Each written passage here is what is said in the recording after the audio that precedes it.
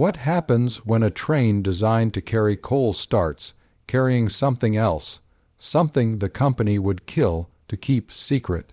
Welcome to this journey into one of the most chilling corporate conspiracies in American history. But before we descend into these dark mountains and darker truths, I need you to ask yourself, how much is a human life worth? Specifically, how much is a poor man's life worth when it threatens a corporation's profit? Tell us where you're watching from right now and whether you believe companies can be trusted to police themselves, because by the end of this account, you may question everything you thought you knew about justice, power, and the price of silence in America.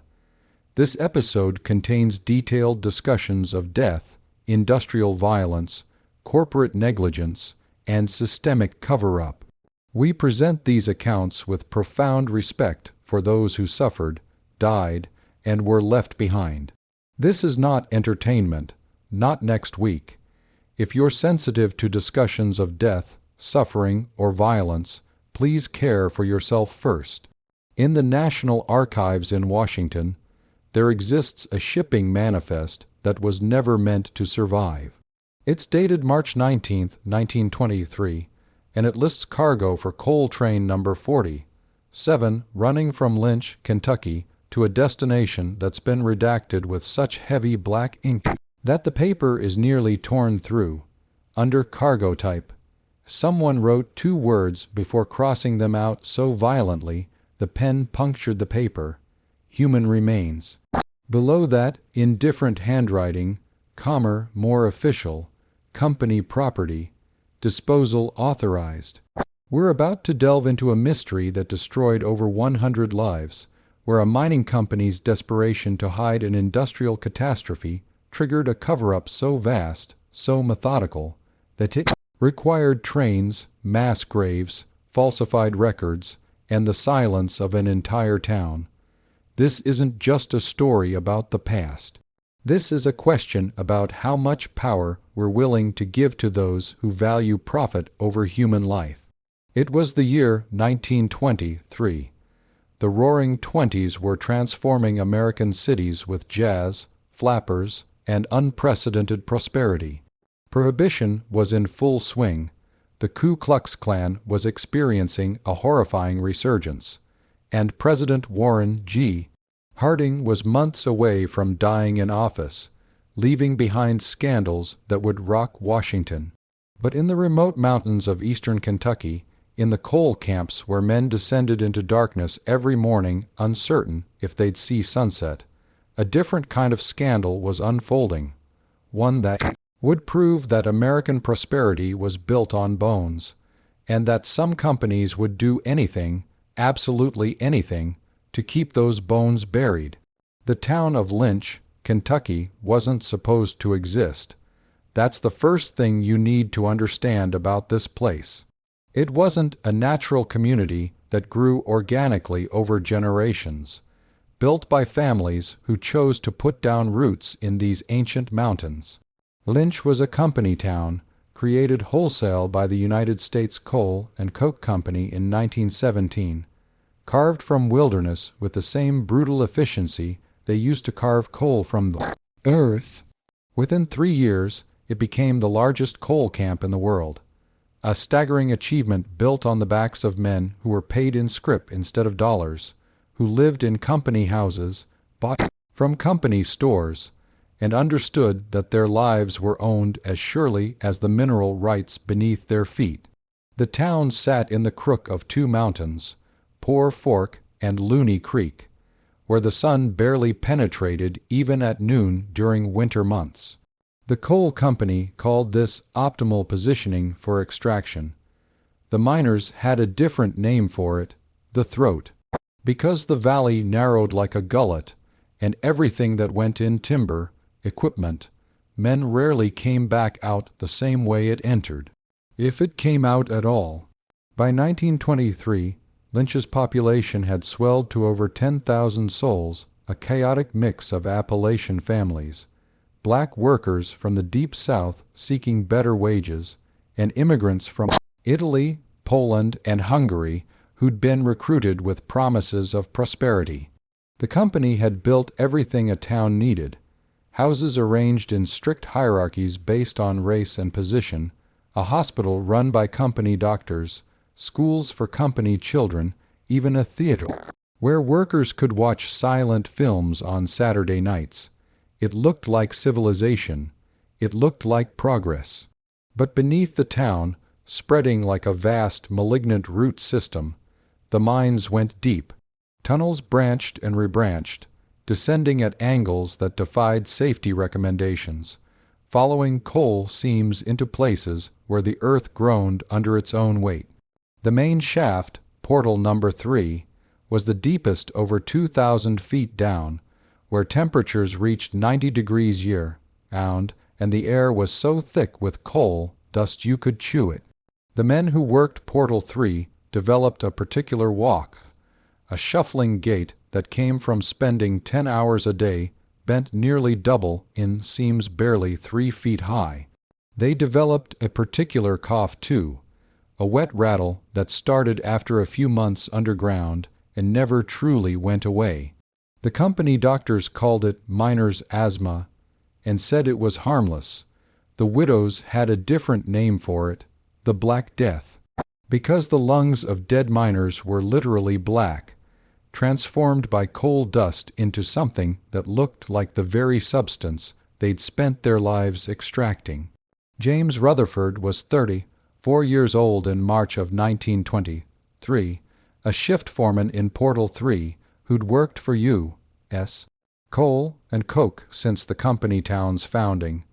He had a wife, Margaret, and 3 children: James Jr., age 9, Elizabeth, age 7, and baby William, just 18 months old.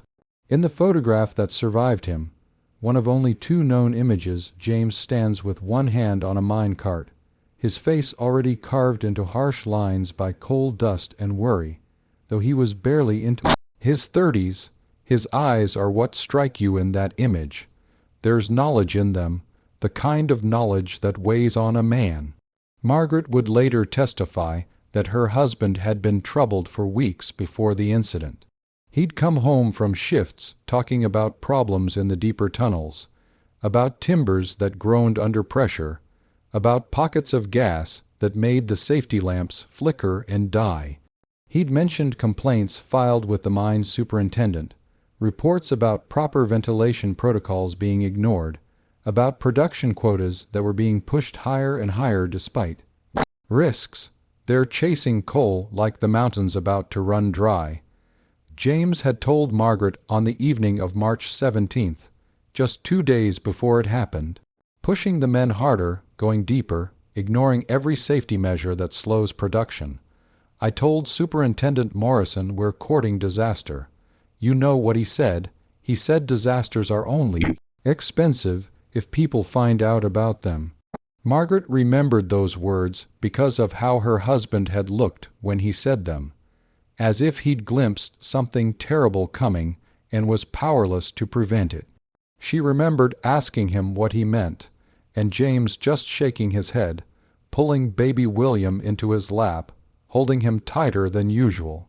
Some things, he'd said quietly, some things are bigger than one man's voice. He kissed each of his children before leaving for the night shift on March 18th. Margaret would remember that too, how he'd lingered in the doorway, looking back at them all as if memorizing their faces. She'd thought it strange at the time. Later, she'd understand it was goodbye. The night shift in Portal 3 began at 8 o'clock in the evening. 73 men descended into the darkness that night, their carbide lamps casting dancing shadows against tunnel walls that glittered with coal seams and moisture. The deeper tunnels, the ones James had been worried about, were at the very bottom of the shaft, where a new vein was being aggressively mined to meet increased production quotas from the company headquarters in New York. What the miners didn't know, what only a few company officials knew, was that the ventilation system in the deep tunnels had been malfunctioning for 3 weeks. The massive fans that were supposed to push fresh air into the tunnels and pull out the accumulating gases had been running at half capacity, and the company had decided that repairs would be too expensive and time-consuming, production would be impacted, quotas would be missed, shareholders would ask questions. So instead, they'd simply ordered the miners to keep working. After all, the mine had been producing for years. What were the odds something would actually happen? At approximately 11:43 post-meridiem on March 18, 1923, in a tunnel 2,100 feet beneath the town of Lynch, a miner's pick struck a pocket of methane gas that had been accumulating for weeks in the poorly ventilated shaft. The spark from metal striking stone was all it took. The explosion that followed wasn't a single blast. It was a cascading series of detonations as methane-filled pockets throughout the deep tunnel system ignited in sequence. Witnesses above ground reported that the earth shook like an earthquake, that dust and debris shot from Portal 3's entrance like a cannon blast, that the very mountain seemed to scream. The sound, they said, was like nothing they'd ever heard. A deep, subsonic boom that rattled windows 3 miles away, followed by a roar that went on as tunnel after tunnel collapsed, as support timbers exploded into splinters, as 2,000 feet of mountain suddenly decided it had been hollowed out enough and wanted to reclaim what had been taken. The explosion reached the surface at 11:44. By 11:45, Portal 3's entrance was completely blocked by a cave-in that had brought down an estimated 30,000 tons of rock and debris. The massive steel headframe that marked the portal's entrance, a structure that had taken 50 men 3 months to build, was twisted like a child's toy, bent nearly in half by the force of the blast. From below, by midnight, every light in Lynch was burning. Families poured into the streets, wives clutching children, everyone moving toward Portal 3 with terrible purpose. The mine whistle, the one that signaled disasters, was screaming continuously, a sound that would later haunt survivors' dreams for decades. But here is where the story takes its first dark turn. Because when the families arrived at Portal 3, when mothers and wives began calling out for their husbands and fathers, when they tried to push past the company guards to reach the ruined portal entrance, they found something unexpected. The company was already there. Not just a few supervisors or foremen, but dozens of men in suits who'd somehow arrived with impossible speed. Security personnel with rifles, company doctors, and most disturbing of all, a train, coal train number 47, sitting on the tracks closest to Portal 3, its cars empty and waiting. "Why is there a train?" someone asked. The question hung in the air, unanswered. Superintendent Morrison, a thin man with wire-rimmed spectacles who'd run the Lynch operation since its inception, stood on a hastily erected platform and addressed the crowd with a voice that barely carried over the sound of weeping. The explosion had been catastrophic, he said, a tragedy, an act of God, a pocket of gas that couldn't have been predicted. The company's hearts broke for the families of the men currently trapped below. Currently trapped. Those words mattered, though their significance wouldn't become clear until later. Not dead, trapped we are, Morrison announced, organizing rescue operations immediately. But I must ask all family members to return to your homes. The situation is extremely dangerous. There may be additional explosions or cave-ins. For your own safety, we need this area completely clear of non-essential personnel. Non-essential personnel. He meant the families, the wives, the children who just lost their fathers. How long until you reach them? A woman's voice called from the crowd. Morrison later identified it as Margaret Rutherford, James's wife, though she denied being the one who spoke. That's why sitting still is not weakness.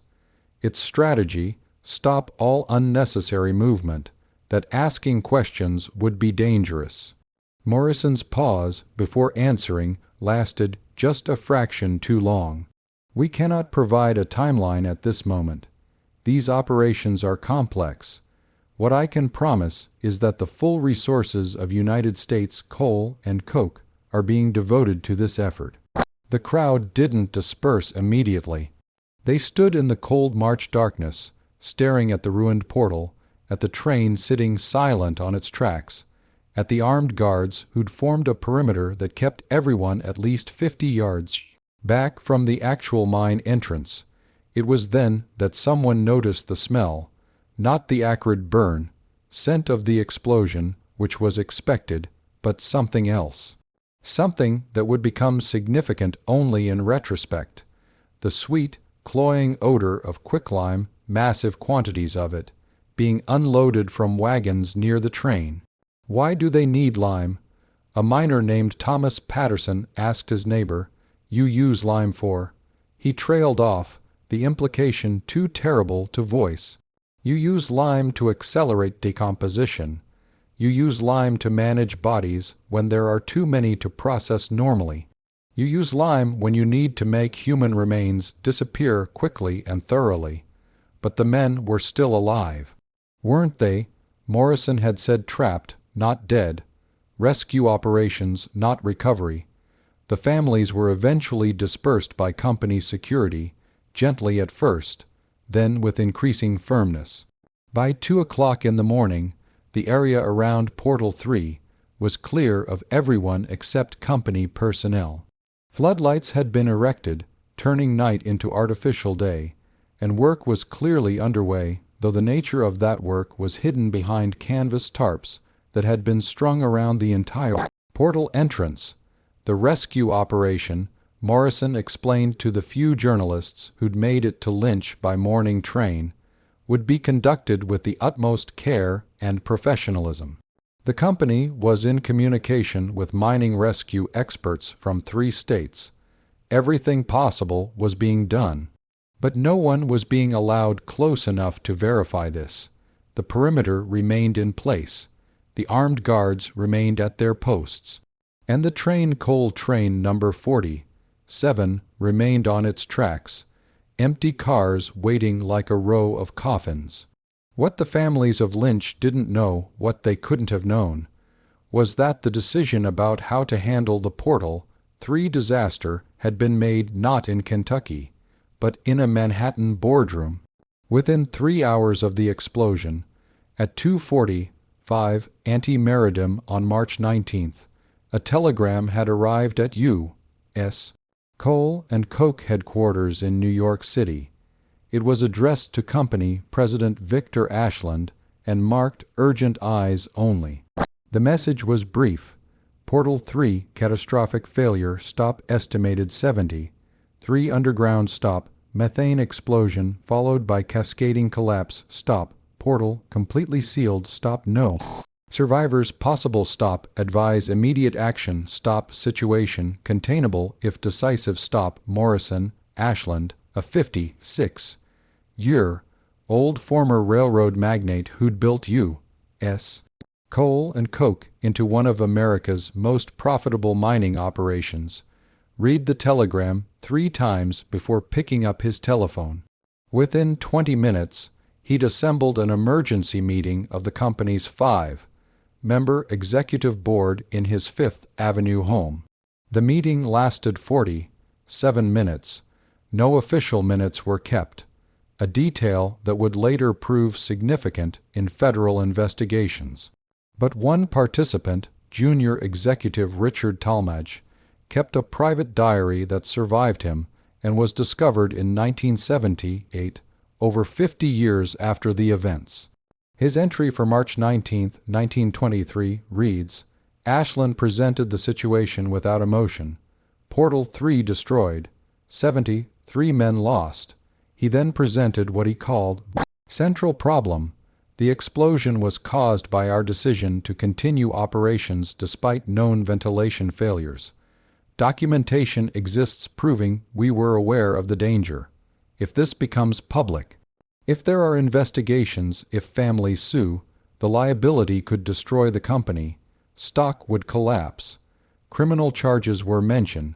Ashland actually said the words manslaughter charges could be filed against board members. Then Ashland asked the question that will haunt me until my last breath. Gentlemen, what is the cost of silence? The discussion that followed was the most morally reprehensible conversation I have ever been party to. We discussed not how to rescue the men, they were already dead. Ashland said, the methane levels and cave-in made survival impossible, but how to manage the disaster to minimize liability. We discussed timing, containment, and what Ashland called narrative control. The decision was made before 3:30. Portal 3 would be sealed permanently. The bodies would be recovered through a secondary access tunnel and transported for immediate disposal. Death certificates would be issued, but they would list the cause as mining accident, no mention of negligence. Families would be offered compensation, but only if they signed non-disclosure agreements. Any employee who spoke to journalists or authorities about company knowledge of the ventilation problems would be terminated and blacklisted. And then Ashland said something I'll never forget. He looked at each of us and said, we built this company on coal. Coal is what made America powerful. 73 men is a tragedy. Destroying this company would harm thousands. Sometimes, gentlemen, the moral choice is the one that serves the greater good. I didn't object. God help me, I didn't say a single word. I voted yes. By dawn on March 19th, the plan was in motion. In Lynch, Superintendent Morrison received his orders via coded telegram. A second train had arrived during the night, this one carrying not coal but equipment. Hydraulic jacks, cutting torches, portable ventilation equipment, and 23 men who weren't miners but specialists in what company documents later referred to as discrete operations. These men worked behind the canvas tarps in 12-hour shifts, and what they were doing became clear only to those who got close enough to hear. They were cutting a new entrance into the mountain, bypassing the collapsed portal 3 entirely, reaching into the mine through an old exploration tunnel that had been sealed years earlier. Why, if rescue was the goal, why not work to clear the main portal? Why the secrecy, the tarps, the armed guards? One man asked these questions publicly. His name was Samuel Cole, a reporter for the Louisville Courier, who'd arrived in Lynch on the morning train and immediately sensed something wrong in the atmosphere of the town. The families were too quiet, too controlled. The company's operation around Portal 3 was too organized, too focused on perimeter security rather than visible rescue efforts. And that train, empty cars sitting ready, haunted him. Cole managed to interview Margaret Rutherford that afternoon, finding her at her company-owned home with her 3 children. The transcript of that interview, published years later, reveals a woman already beginning to understand the terrible truth. Cole, Mrs. Rutherford, what have company officials told you about your husband's status? Margaret, they said he's trapped, that they're working to reach the men. Cole, do you believe them? Long pause. The sound of a child crying in another room. Margaret, my husband told me 2 days before the explosion that the company knew about problems in the deep tunnels, gas accumulation, ventilation, failures. He said he'd filed reports. He said Superintendent Morrison told him that disasters were only expensive if people found out about them. Cole, he said that specifically. Margaret, those exact words. At the time I thought it was just. You know how men talk, exaggerating their conflicts with bosses, but now I think my husband knew. I think he knew they were going to kill those men through negligence, and he knew no one would care because we're expendable. We're just. Interview ends. In Cole's notes, subject became too emotional to continue. Company security arrived and asked me to leave, not forced, but strongly encouraged. Cole tried to get closer to Portal 3 that evening, using his press credentials to argue with the guards. He got close enough to see something that would later corroborate Margaret's fears. Through a gap in the canvas tarps, he glimpsed men carrying something out of the newly cut tunnel entrance. Not equipment, not rescue gear, stretchers, multiple stretchers, and the shapes on those stretchers were covered with tarps, but the proportions were unmistakable. They were bodies. Cole's article, filed that night and published in the Louisville Courier on March 21st, caused immediate controversy. The Lynch mining disaster. Questions mount as company maintains secrecy. This reporter has covered mining accidents across Kentucky for 7 years, and never have I witnessed a rescue operation conducted with such complete opacity. United States Coal and Coke has erected what can only be described as a militarized perimeter around the Portal 3 collapse site, allowing no independent observers, no family members, and certainly no journalists within viewing distance of actual operations. More disturbing still are the reports from multiple sources of bodies being removed from the mine. Not injured men, but corpses, despite company officials' continued insistence that rescue operations are ongoing and that the status of the trapped miners remains uncertain. If the men are still alive, why the secrecy? If they are dead, why the deception? The families of Lynch deserve answers. The people of Kentucky deserve transparency. And United States Coal and Coke owes the public an honest accounting of what happened in Portal 3 and what they knew before. 73 men descended to their deaths. The article had immediate effects. 2 congressmen called for federal investigations. The Kentucky Bureau of Mines announced it was sending inspectors, and in Lynch, the families began to organize. But U.S. Coal and Coke had anticipated this. Within 24 hours of Cole's article appearing, company representatives began visiting the homes of victims' families with a proposal. The company, deeply grieved by the tragedy, wanted to do right by those who'd been lost. Each family would receive a death benefit, $1,000, a staggering sum, equivalent to nearly 2 years' wages for a miner. The money would be paid immediately, no waiting for probate or legal processes. The company would also cover all funeral expenses and guarantee employment for the oldest son of each family once he reached working age. There was just one condition. Families had to sign a document acknowledging that the explosion was an unforeseeable accident, that U.S.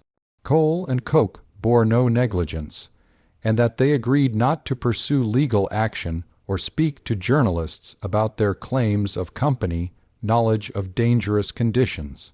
The document included a clause that would haunt future legal proceedings. The undersigned acknowledges that compensation has been provided in full settlement of all claims, known or unknown, arising from the incident of March 18, 1923, and agrees to maintain confidentiality regarding all matters related to employment conditions and safety procedures. In other words, take the money or get nothing. Sign away your right to justice, or lose even the meager compensation being offered. And above all, stay silent about what you might know. It was, quite literally, the price of silence. 56 of the 73 families signed within the first week. Margaret Rutherford was not among them. They can keep their blood money, she told Samuel Cole in a second interview. This one conducted secretly in the home of a friend, away from company surveillance. My husband died because they chose profit over safety. I won't sign anything that says otherwise. I won't be silent. But Margaret was increasingly alone in her resistance. The families who'd signed the agreements stopped speaking to her, afraid that association would void their settlements. The company cut off her credit at the company's store. Rumors began circulating that she was mentally unstable, that grief had unhinged her, that she was making up stories about what James had told her. And still, the work behind the tarps continued. By March 20, Third, 5 days after the explosion, something remarkable had happened. The area around Portal 3 had been completely cleared. The canvas tarps came down, revealing the mine entrance still blocked, still sealed, exactly as it had been immediately after the disaster. The rescue operation was declared concluded. Superintendent Morrison made another announcement. Despite heroic efforts, despite the very best expertise and equipment, it had proved impossible to reach the trapped miners. The unstable conditions, the risk of further collapse, the certainty that methane levels in the sealed tunnels would have been immediately fatal. All these factors had made rescue impossible. The 73 men of Portal 3 would be sealed in the mountain that had claimed them. The portal itself would be permanently sealed with concrete, creating a tomb 2,000 feet deep. It was, Morrison said with what witnesses described as genuine emotion, a tragedy beyond words. The families would be permitted to hold memorial services. The company would erect a monument to the fallen, and Lynch would mourn, then move forward, because the coal had to keep flowing, and life had to continue. It was a beautiful speech. It might even have been believed, if not for two problems. First, Samuel Cole had managed to interview one of the discrete operations specialists who'd been brought in on that second train. The man, who insisted on anonymity and met Cole in a Cincinnati hotel room 6 weeks after the disaster, confirmed what Cole had witnessed. Bodies had been removed from the mine. Not all 73. That would have been impossible given the collapse, but at least 47 that they'd been able to reach through the auxiliary tunnel. Where did those bodies go? Cole asked. The man's answer would reshape the entire investigation. On the train, number 47, we loaded them at night, covered them, and the train left before dawn on March 20th, headed south. I don't know where. I wasn't cleared for that information, but I can tell you this. We were ordered to move fast, use a lot of lime, and make sure nothing remained that could be autopsied or examined by independent parties. We weren't recovering those men for their families. We were disposing of evidence. The second problem was even more damning. A mine inspector named Robert Clemson, who'd been scheduled to conduct a routine safety evaluation of Portal 3 on March 16th, 2 days before the explosion, came forward with his report. The report that had been filed, then mysteriously lost, in company records. Clemson's inspection had identified critical ventilation failures in the deep tunnels. He'd recommended immediate closure of those sections until repairs could be completed. He'd rated Portal 3's deeper sections as critically unsafe, and noted that continued operation represented unacceptable risk to worker safety. His report had been submitted directly to Superintendent Morrison and company headquarters. It had been received, logged, and filed on March 16, 1923. 2 days later, 73 men had descended into the tunnels that Clemson had declared critically unsafe. The report had been ignored. But here's what makes this even more disturbing. When Clemson tried to produce his copy of the report for journalists and federal investigators, he discovered that his office had been burgled. The only items taken were his files related to Portal 3 inspections. Nothing else had been touched, not the cash in his desk drawer, not other inspection reports, not valuable surveying equipment. Just the Portal 3 files. Clemson filed a police report, but the burglary was never solved. Years later, in a deathbed confession recorded by his daughter, a Lynch police officer admitted he'd been paid $500 by company security to conduct the burglary and deliver the files. To Morrison, "I needed the money," he said, weeping. "I had a baby on the way.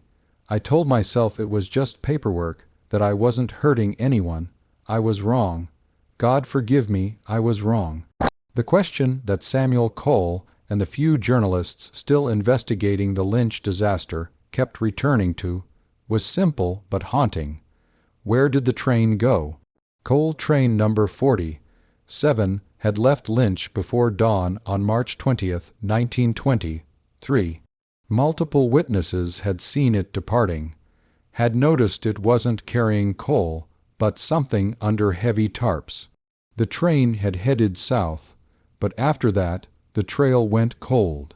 Railroad records showed number 47 making scheduled stops at switching stations, taking on water, continuing southward through Kentucky toward Tennessee.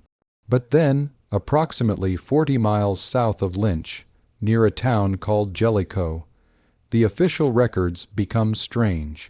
Number 47 was logged as passing through Jellicoe at 3:27 ante-meridiem on March 21st.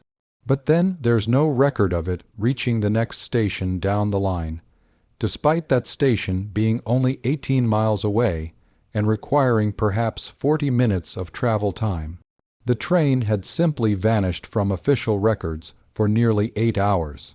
It reappeared in railroad logs at 12:33 post-meridiem that same day, now traveling north, back toward Lynch, its cars empty. When questioned, the train's engineer, a company man named Harold Grissom, stated that the train had been stopped for maintenance issues, and that he'd waited for clearance to proceed. Where had he stopped? Grissom couldn't remember exactly. Somewhere along the route, somewhere with maintenance facilities. The details were fuzzy, and yet, in those lost 8 hours, 47 bodies had disappeared. The breakthrough in discovering where the train had actually stopped came from an unexpected source, a 12-year-old boy named Thomas Breckenridge, who lived on a farm approximately 3 miles from the railroad tracks in the Jellicoe area. Thomas had been checking on his family's cattle before dawn on March 21st, when he'd heard the sound of a train stopping unusual because that section of track was straight, well maintained, and had no station or scheduled stop for miles. Curious, he'd walked through the woods toward the sound. What he witnessed, he later testified in a 1931 deposition 8 years after the events, had haunted him every day since. I could see the train stopped on the tracks. There were men moving around it, maybe a dozen of them, carrying lanterns. They'd pulled canvas tarps off some of the cargo cars, and they were unloading. Shapes, long shapes wrapped in more tarps. At first, I thought it was equipment or supplies, but then I saw one of the tarps slip, and I saw a hand, a human hand, pale and stiff. They were unloading bodies, lots of them. They had wagons waiting, and they were loading the bodies onto the wagons and then driving the wagons into the woods, away from the tracks. I was young, but I wasn't stupid. I knew something very wrong was happening. I stayed hidden and watched for maybe an hour. They must have made 3 or 4 trips with those wagons, carrying bodies deep into the woods. When they were done, they covered the train cars again, and the train left. The men with the wagons went into the woods one more time and didn't come out while I was watching. I was too scared to follow them. I told my father what I'd seen when I got home. He told me to never speak of it again, to forget what I'd seen, that it wasn't our business. He said companies like U.S. Coal and Coke had long memories and that people who caused problems for them had short futures. I stayed quiet for 8 years, but I can't anymore.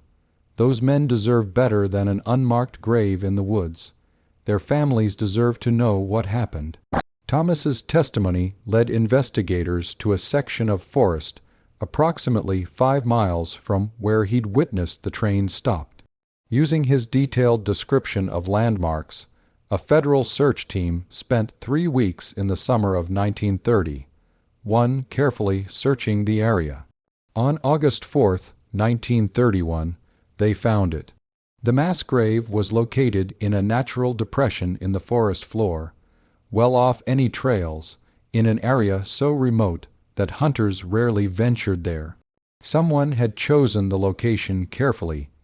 deep enough into the wilderness that accidental discovery was unlikely, but close enough to the railroad that transport was feasible. The excavation of the grave took 6 weeks. What they found was both confirmation of the worst fears and a horror beyond what anyone had imagined. Corresponding with journalists and reformers across the country, exactly as the anonymous specialist had stated, they'd been buried in layers, with quicklime poured liberally between each layer to accelerate decomposition. 8 years in the ground with lime had reduced most of the remains to bones and fragments, making individual identification nearly impossible. But there were clues, personal effects that had survived, wedding rings, pocket watches, belt buckles, tools. Items that could be matched to the missing men of Portal 3, and in several cases, dental records that provided positive identifications. James Rutherford was among them. His body was identified through a distinctive pocket watch that Margaret had given him on their 5th wedding anniversary, engraved with their initials and the date. The watch had survived, stopped at 11:40, 3 post-meridum, the exact moment of the explosion. Also among the recovered remains, evidence of the explosion's violence, fractures consistent with blast trauma, burns, and in several cases, forensic examination revealed something even more disturbing: injuries consistent with crush trauma from the tunnel collapse, but also signs of carbon monoxide poisoning and asphyxiation.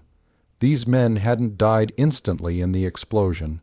Some had survived the initial blast, trapped in sealed tunnels, slowly suffocating as oxygen ran out and toxic gases accumulated. They died over hours, perhaps days, while above them the company was already planning not their rescue, but their disposal. The coroner's report, filed in October 1931, was unsparing in its conclusions.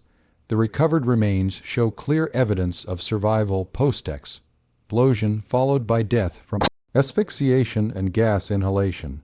Given the timeline of company operations following the March 18 explosion, it is this examiner's professional opinion that rescue operations, had they been attempted with appropriate urgency and resources, might have saved lives. The decision to seal Portal 3 and remove bodies via auxiliary tunnels rather than attempting rescue constitutes, in my professional judgment, criminally negligent homicide. The discovery of the mass grave and the coroner's damning conclusions triggered a cascade of legal and political consequences that would stretch across years. In November 1931, federal prosecutors brought charges against U.S. Coal and Coke Corporation and 5 individual executives, including former President Victor Ashland and Superintendent Morrison. The charges were staggering in their scope: 3 counts of criminally negligent homicide, conspiracy to conceal evidence, obstruction of justice, fraud, and violation of federal mining safety regulations. The trial began in May 1930, in federal court in Louisville, Kentucky. It would last 9 months and become one of the most publicized corporate criminal trials in American history. The prosecution's strategy was devastatingly simple: let the evidence speak. They brought forth the recovered bodies, the personal effects, the testimonies of specialists who described how the disposal operation had been conducted with military precision. They presented Clemson's safety report documenting the ventilation failures. They introduced Richard Talmadge's diary, with its account of the Manhattan boardroom decision to prioritize damage control over rescue. And they brought Margaret Rutherford to the stand. Her testimony, delivered over 2 days in late July 1930, was considered by journalists who covered the trial to be its emotional centerpiece. Margaret spoke quietly but clearly, describing her husband's warnings, his fears, his final goodbye. She described the company's attempts to silence her with money, the ostracism she'd faced from neighbors who'd taken settlements and wanted to forget. When the defense attorney suggested that perhaps her husband had never actually filed safety complaints, that grief had perhaps distorted her memories, Margaret did something that changed the entire courtroom's atmosphere. She produced a letter. It had been written by James Rutherford on March 10, 1923, 8 days before the explosion, and mailed to his brother in Virginia. The brother had kept it, and when Margaret had asked him to search for any correspondence from James, he'd found this final letter. In it, James described his growing dread about Portal 3's safety conditions. He described filing multiple reports that had been ignored. He described Superintendent Morrison's comment about disasters only being expensive if people found out about them. And then, most devastating of all, James had written, "Brother, I fear I'm working in a death trap, and no one in power cares enough to stop it. I've done everything I know to do, filed reports, spoken to supervisors, even tried to talk to the men about refusing to work the deep tunnels until they're made safe. But the company owns everything here. They own our homes, our food, our lives. A man who doesn't work doesn't eat, and a man who causes trouble doesn't work. If something happens to me, if the mountain takes me like I'm increasingly certain it will, I want you to know it wasn't an accident. It was a choice, the company's choice to value profit over human life. Don't let them tell you otherwise. Don't let Maggie and the children believe I died in some unforeseeable tragedy. There was nothing unforeseeable about it. Everyone knew. They just didn't care enough to stop it. Take care of my family if I'm not there to do it. And if you get the chance, tell the truth. No matter what the company says, no matter how they spin it, tell the truth." The letter was authenticated. It was entered as evidence, and it demolished the defense's core argument that the company had no prior knowledge of dangerous conditions. The trial's verdict came on February 8, 1933. The jury deliberated for 7 hours. United States Coal and Coke Corporation was found guilty on all charges. The 5 executives were convicted of conspiracy and obstruction, though the homicide charges resulted in mixed verdicts due to complex questions about corporate criminal liability under 1930s law. The company was fined $3 million, an enormous sum, but far less than the cost of proper safety measures might have been. They were also ordered to pay $5,000 to each victim's family and to fund a comprehensive safety overhaul of all their operations. Victor Ashland received a prison sentence of 3 years. Superintendent Morrison received 5 years. The other executives received sentences ranging from 1 to 3 years. None of them served their full terms. Ashland was released after 14 months for good behavior. Morrison served 2 years and 3 months. By 1936, all 5 were free men. U.S. Coal and Coke Corporation paid its fine, restructured under new management, and continued operating. The Lynch mine resumed full production by 1934. Within 5 years, the company was once again one of the most profitable coal operations in America. The cost of justice, it turned out, was far less than the cost of doing business. But numbers and verdicts don't capture the full weight of consequences. They don't show how the survivors lived with what had happened, or how the town of Lynch was transformed by its buried secret. Margaret Rutherford never remarried.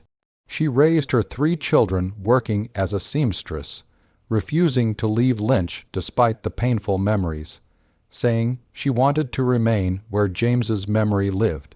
She became an advocate for mine safety reform, testifying before state and federal committees, corresponding with journalists and reformers across the country. Her oldest son, James Jr., did eventually work in the mines, but as a safety inspector, dedicating his life to preventing what had happened to his father from happening to others. He died in 1978, and his obituary noted that his inspections had resulted in the closure of 43 unsafe mine operations and had likely saved hundreds of lives. The town of Lynch itself never fully recovered from the disaster and its aftermath. The revelation that the company had prioritized cover-up over rescue, that bodies had been secretly disposed of like industrial waste, that executives had made calculated decisions to let men die rather than face liability, it poisoned something fundamental in the community. By 1940, Lynch's population had declined by half. Miners who could find work elsewhere left. The company town model, already under scrutiny for its inherent exploitation, began to collapse. The company started selling off its houses, its stores, relinquishing the total control that had made the cover-up possible in the first place. Portal 3 was never reopened. The concrete seal remained, and remains to this day, marked only by a small plaque that reads, "In memory of the 73 men who lost their lives March 18, 1923. May they rest in peace." It doesn't mention how they lost their lives. It doesn't mention the company's knowledge of danger. It doesn't mention the train, the mass grave, the 8-year cover-up. Just the sanitized version, men lost, rest in peace. But Lynch residents know. The stories have been passed down through generations, kept alive by families who refuse to let the truth be buried as thoroughly as those 47 bodies in the Tennessee woods.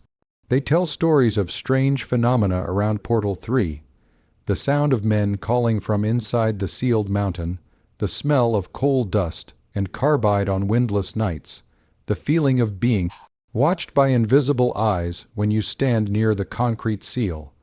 Whether these are genuine hauntings or the manifestation of collective guilt and trauma, who can say? Perhaps the distinction doesn't matter. Perhaps the ghosts we create through our actions are just as real as any other kind. The mass grave in Tennessee has a different kind of memorial. After the bodies were removed, reinterred, and returned to families who wanted them, the excavation site was left undisturbed. No marker was placed.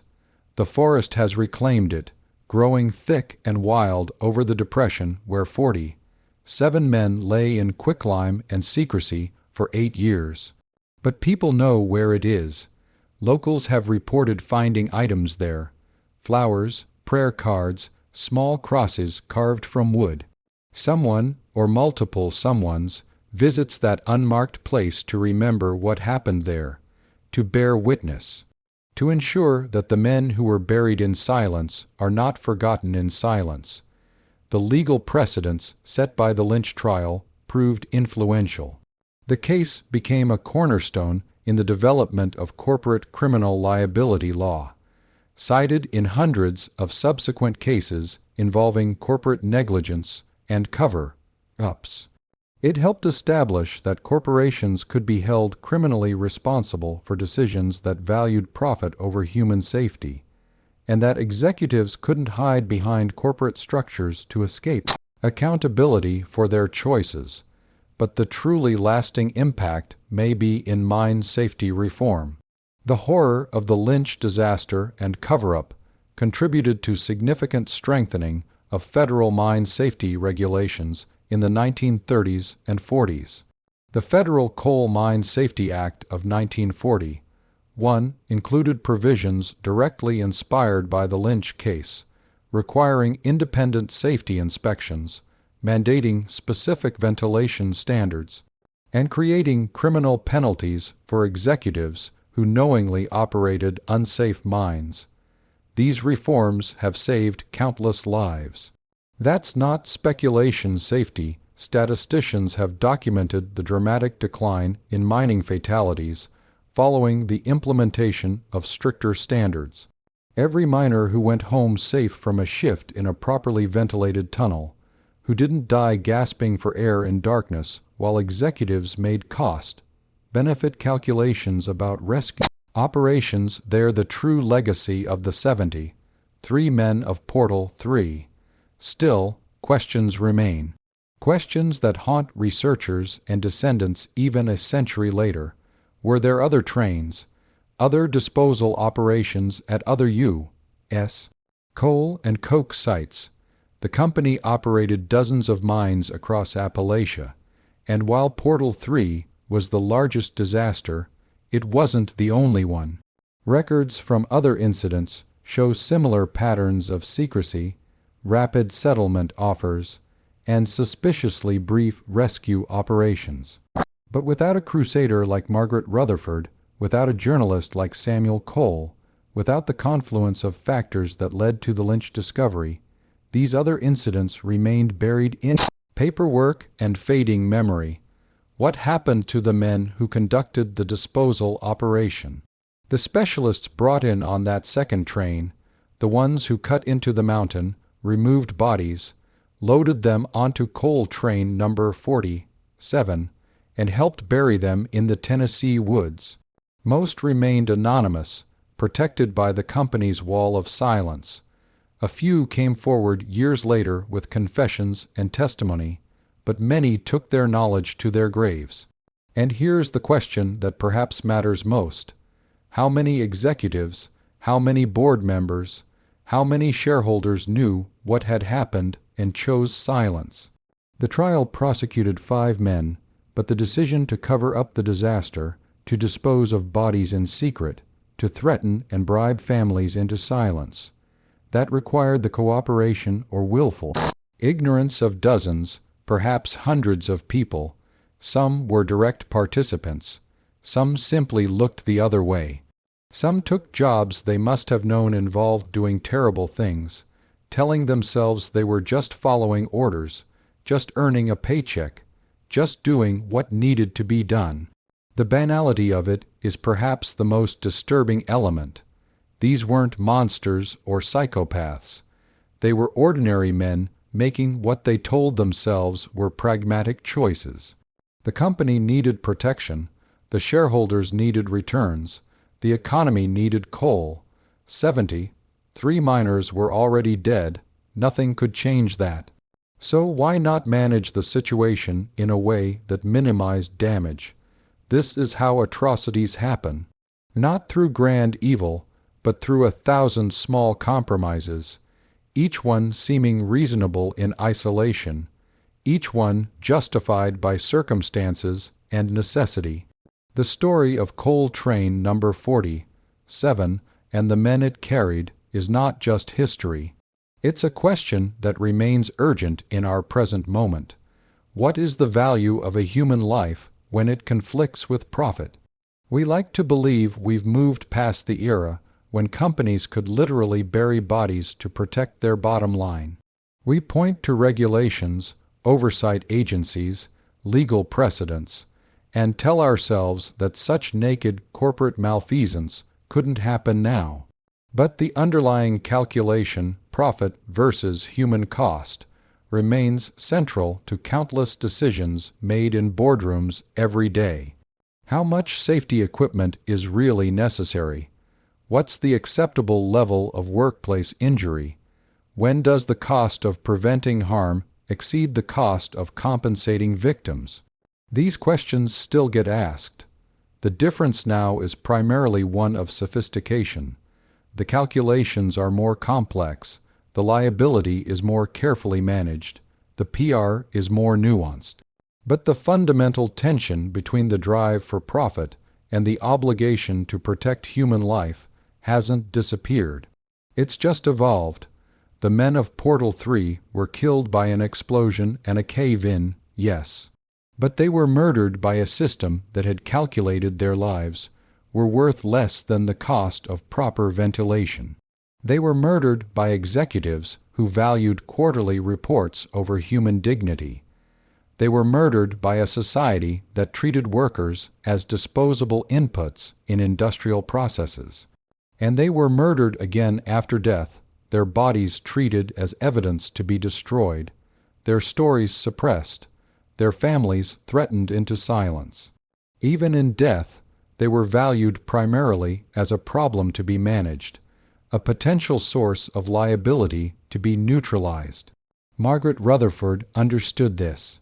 In her final interview, conducted in 1967 when she was 73 years old, she said something that cuts to the heart of the matter. They didn't kill James because they hated him. They killed him because they didn't value him enough to spend money keeping him safe. And that's worse, somehow. Hate at least acknowledges you as human, as worthy of emotion. But to die because you're not worth the cost of safety equipment, because your life is worth less than corporate profit margins, that's a different kind of violence. That's being told you don't matter at all. This is the real horror of the Lynch disaster. Not the explosion, not even the cover-up, but the underlying world, you that made it all possible. The belief that some lives matter less than others, that some people are expendable in the pursuit of greater economic goals. We see echoes of this world, you in every workplace injury that results from cost cutting, in every community poisoned by industrial pollution because cleanup is expensive, in every worker forced to choose between safety and employment. The specific mechanisms have changed, the laws are different, but the basic calculation, how much is this life worth, remains. Portal 3 is sealed beneath tons of concrete and mountain. The mass grave in Tennessee has been reclaimed by forest. The executives who made the decisions that killed 73 men are long dead themselves, their wealth passed to descendants who likely never knew its price. But on quiet nights in Lynch, Kentucky, if you stand near the concrete seal and listen carefully, residents claim you can still hear something. Not words exactly, not quite voices, just the sound of air moving, of men breathing in darkness, of desperate hope slowly suffocating into acceptance. It's probably just wind, they'll tell you, just the mountains settling, just your imagination. But some truths don't need sound to be heard. Some stories don't need voices to be told. And some questions don't need answers to haunt us forever. The question James Rutherford posed in his final letter remains as urgent today as it was in 1920. 3. When does the pursuit of profit become murder? When does looking the other way become complicity? When does silence become betrayal? To this day, when families see corporate malfeasance, when workers face unsafe conditions, when executives choose cost over safety, the ghost train still runs. It's metaphorical now, but no less real. It carries the same cargo, bodies, evidence, inconvenient truths about how much we really value human life when it conflicts with the bottom line. And somewhere, in boardrooms and offices, in courtrooms and legislative chambers, in the quiet moments when we choose what to speak up about and what to ignore, that terrible question gets asked again and again: what is the cost of silence? For the men of Portal 3, for Margaret Rutherford, for the families who signed away their rights for $1,000, we know the answer. The cost of silence is everything. If this journey through one of America's darkest corporate cover-ups resonated with you, if you find yourself lying awake tonight pondering how thin the line is between civilization and barbarism, when profit is at stake, then this channel has more truths waiting in the shadows. Subscribe if you're willing to confront the uncomfortable questions about power, greed, and the value of human life that history tries to bury alongside its victims.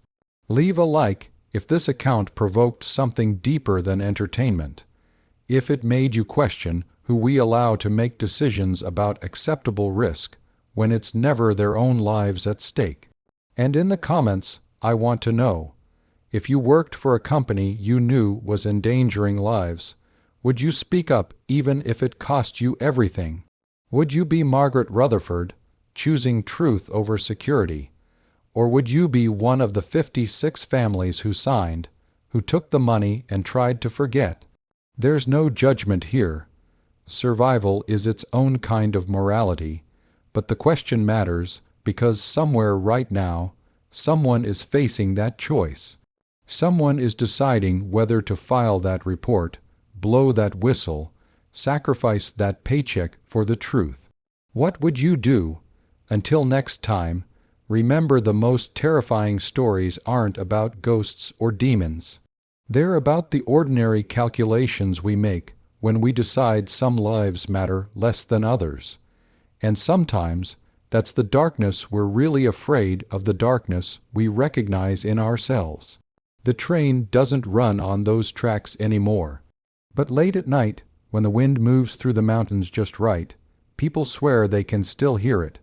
The rhythmic clack of wheels on rails, the mournful whistle, the sound of something heavy being moved in darkness. Coal train number 47, still carrying its cargo, still running. Still reminding us that some debts can never be paid, and some ghosts can never be laid to rest. Not until we stop creating them.